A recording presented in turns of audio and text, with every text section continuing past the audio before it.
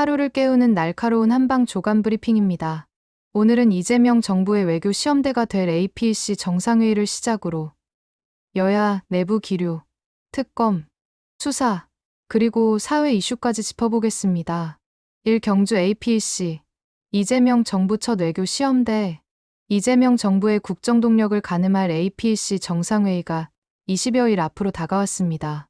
최근 격화된 미중 갈등, 일본의 새 총리 선출, 그리고 북한 변수까지 3대 외교 변수가 정부의 외교 전략과 한미 관세 협상에도 직접 영향을 미칠 전망입니다. 이번 회의는 이재명 정부의 외교 역량이 본격적으로 평가받는 무대가 될 것으로 보입니다. 이재명 대통령, 소비 쿠폰 국민 의견 청취. 이재명 대통령은 내일 지역 상권 활성화와 민생 회복을 위한 소비 쿠폰 정책에 대한 국민 의견을 직접 들을 계획입니다. 이 대통령은 정책의 실효성과 보완점을 국민 목소리에서 찾겠다며 참여를 독려했습니다. 정부는 소비 진작과 골목상권 회복의 선순환 구조 만들기에 방점을 찍고 있습니다. 3 대통령실 여당 간 온도차 지속. 이재명 정부 출범 후에도 대통령실과 민주당 간의 온도차가 여전히 이어지고 있습니다. 내부적으로는 정책 방향과 개혁 속도를 두고 견해 차이가 존재하지만 공통적으로는 개혁 완수라는 목표에는 합을 보고 있다는 입장입니다. 4. 국민의힘 추미애 발언의 한미 관계 악화 우려. 국민의힘은 추미애 법사위원장의 대미 발언을 두고 불필요한 발언으로 외교 문제를 일으키지 말라고 경고했습니다. 추 위원장은 트럼프 전 미국 대통령의 노벨상 불발 배경을 언급하며 논란을 불렀습니다. 외교 현안을 둘러싼 여야의 입장차가 다시 한번 부각되고 있습니다. 5. 국민의힘 중국인 3대 쇼핑 방지법 추진. 국민의힘은 외국인의 제도 악용을 막는다며 이른바 중국인 3대 쇼핑 방지법을 당론으로 추진하겠다고 밝혔습니다. 김은혜 의원은 의료선거부동산 영역에서 불공정이 발생하고 있다고 주장했습니다. 다만 정부와 여당 일각에서도 외국인 혜택 제한이 과도하다는 우려의 목소리도 있습니다. 6. 장동혁 코스피 5,000현 정부론 불가능? 장동혁 국민의힘 대표가 민주노총에 사로잡힌 이재명 정부는 코스피 5,000을 달성할 수 없다고 비판했습니다. 반면 여권은 전 정부 시기 주식시장 침체의 책임을 정치 공방으로 덮으려는 시도라고 반박했습니다. 7. 여야 간 강성 지지층 정치. 대화 실종 우려. 강성 지지층의 압박이 여야 간 협치를 막는 주된 요인으로 지적됩니다. 여야 내부에서도 강경 지지층 중심의 징벌 정치가 지속되면 타협의 정치가 실종될 수 있다는 자성의 목소리가 커지고 있습니다. 8. 박주민 오세훈 시장 충분히 꺾을 수 있다. 서울시장 출마를 선언한 박주민 의원이 오세훈 시장의 강세는 옛말이라며 자신감을 나타냈습니다. 박 의원은 당내 경선 절차를 통해 누구나 공정하게 도전할 수 있다며 서울 탈환 의지를 강조했습니다. 9. 이재명 정부 첫 국정감사 시작. 오늘부터 내달 6일까지 이재명 정부 출범 이후 첫 국정감사가 진행됩니다. 내란 사건 이후부터 대선 전까지의 국정 상황과 새 정부의 지난 넉 달 성과까지 다뤄질 예정으로 여야 간 공방이 치열할 전망입니다. 10. 조희대 대법원장 증인 출석 여부 주목. 이번 국감 최대 이슈 중 하나는 대법원장의 출석입니다. 조희대 대법원장이 관례대로 인사말 후 퇴장할지 아니면 직접 질의에 응할지가 관심사로 떠올랐습니다. 11. 김건희 특검 수사 확대 예고.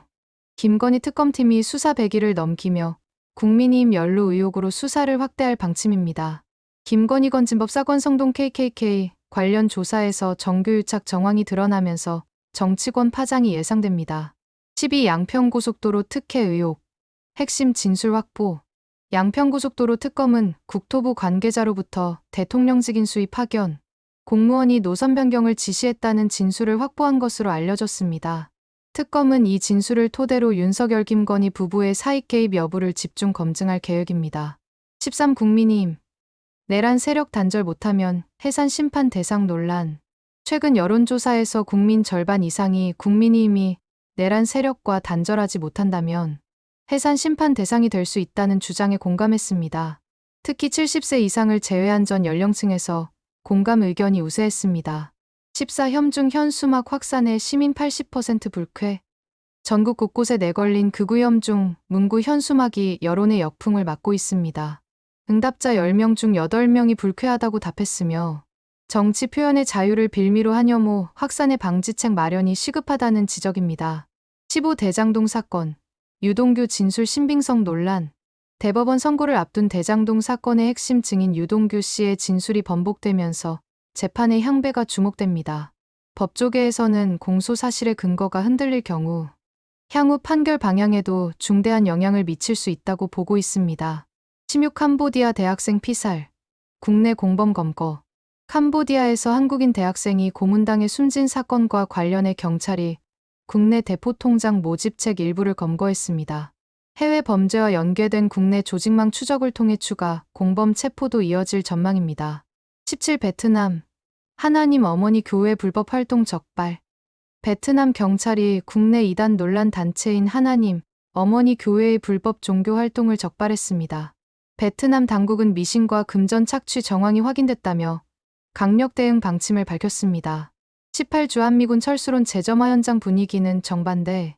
최근 한미 양국 내에서 주한미군 철수론이 재점화됐지만 정작 현장 장병들은 한국은 가장 안정적 근무지라고 말합니다.